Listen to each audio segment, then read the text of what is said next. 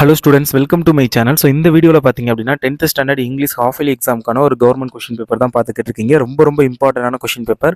So இதில் உள்ள questions எல்லாத்தையும் நல்லா படிச்சுக்கோங்க. நாளைக்கு எக்ஸாமில் கண்டிப்பாக இதில் இருந்து கொஷின்ஸ் வரும். ஸோ ரொம்ப ரொம்ப இம்பார்ட்டண்டான ஒரு கொஷின் பேப்பர் தான் இது. ஸோ அதனால் இதில் உள்ள எல்லாத்தையும் நல்லா படிங்க. ஸோ 1 வேர்ட்லேருந்து 5 மார்க் கொஷின்ஸ் வரைக்கும் எல்லாமே படிங்க. அதுலேயும் கண்டிப்பாக எதெல்லாம் கேட்பாங்க அப்படிங்கிறத நான் இந்த வீடியோவில் சொல்கிறேன். ஸோ வீடியோ ஃபுல்லாக பாருங்கள். அண்ட் இன்னும் நீங்கள் நம்ம சேனலை சப்ஸ்கிரைப் பண்ணாமல் பார்த்துக்கிட்டு இருக்கீங்க அப்படின்னா சப்ஸ்கிரைப் பண்ணி வச்சுக்கோங்க. அப்போ தான் நான் போடுற வீடியோஸ்லாம் நீங்கள் மிஸ் பண்ணாமல் பார்க்க முடியும். அண்ட் வாட்ஸ்அப் குரூப்பில் மறக்காமல் ஜாயின் பண்ணிக்கோங்க. அண்ட் 14 ஒன் வேர்டு கேட்குறாங்க. இந்த 14ல் சினானிம்ஸ் 3 கேட்பாங்க, ஆண்டனிம்ஸ் 3 கேட்பாங்க. அது உங்களுக்கே தெரியும்.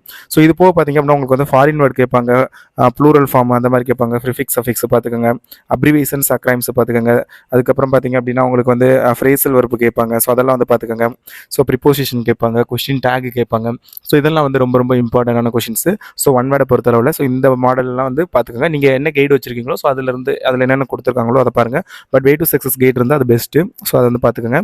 அண்ட் இந்த வீடியோக்கு லைக் பண்ணிருங்க மறக்காமல், நிறைய மறந்துடுறீங்க.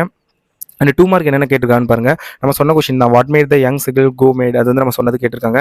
அடுத்து where did the crew undergo their basic training, அது வந்து கேட்டிருக்காங்க. ஸோ இதெல்லாம் பார்த்துக்கோங்க. ஸோ இது ஆல்ரெடி 2 கொஸ்டின் பேப்பர், இது ஒரு 3வது model question paper.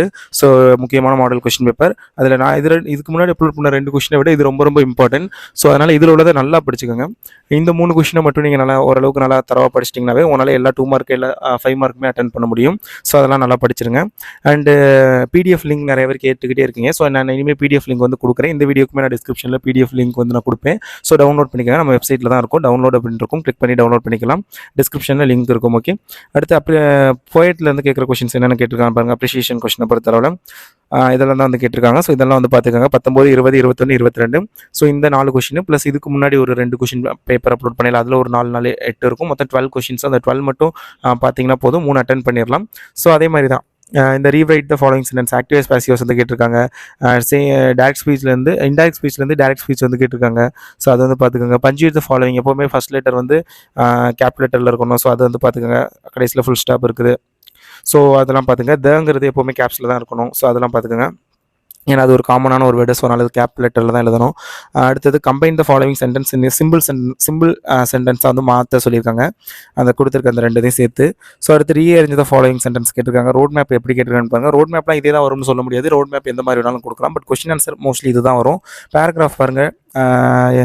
Describe the struggles underwent by young seagull, அதுலேருந்து ஒன்று கேட்டிருக்காங்க. ஸோ அது பார்த்துக்கோங்க. Narrate the extensive search operation made by the policemen in the house, அது பார்த்துக்கோங்க.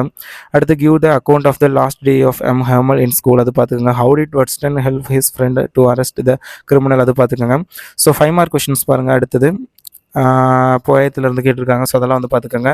அடுத்து நிறைய பேர் சம்மரி நோட்ஸ் மேக்கிங் அதில் மிஸ்டேக் பண்ணுறீங்க. ஸோ சம்மரி நோட்ஸ் மேக்கிங் 2ல் ஏதாவது ஒன்று தான் நீங்கள் எழுதணும். ஸோ ஏதாவது ஒன்று மட்டும் எழுதுங்க. ஸோ எல்லாத்தையும் எழுதி கன்ஃபியூஸ் பண்ணிக்கிறாதீங்க. சம்மரி எழுதுங்க, அப்படி இல்லாட்டி நோட்ஸ் மேக்கிங் எழுதுங்க. 2ல் ஏதாவது ஒன்று போதும். ஸோ அடுத்தது பார்த்திங்க அப்படின்னா இந்த ரீஅரேஞ்ச் த ஃபாலோயிங் சென்டென்ஸ் 37வது கொஷின். ஸோ அதெல்லாம் வந்து நல்லா பார்த்துங்க. ரொம்ப ரொம்ப இம்பார்ட்டண்டான கொஷின்.